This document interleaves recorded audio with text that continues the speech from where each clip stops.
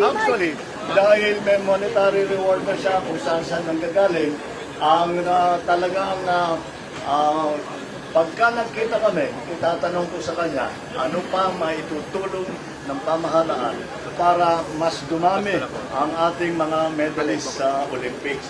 At nadaanan niya lahat yan. He went to the Tokyo Olympics. He has now won his 2 gold medals in the Paris Olympics. Kaya kung ano pa ang aming gagawin.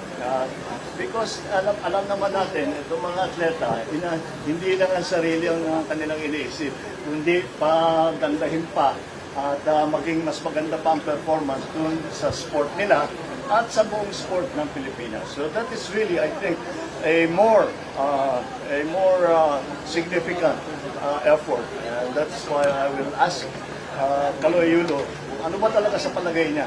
Ano pang pwedeng gawin ng pamahalaan para dumami ang ating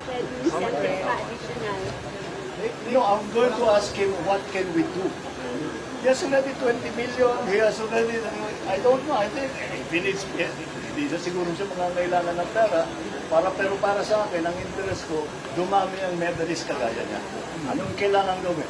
Do we have to change the organization? How do it needs to be funded? Si Kaloy sa akin is going Sir Yulo. Ay, sorry. Yun ang pinakakailangan ng Kaloy. Kaloy Yulo, I think he will continue to greater heights in sport. Dahil matagal na siyang world champion eh. Dapat yung Tokyo, dapat nanalo na siya, natagalan eh. Pero ngayon, nakita natin ang tunay ng kakayahan.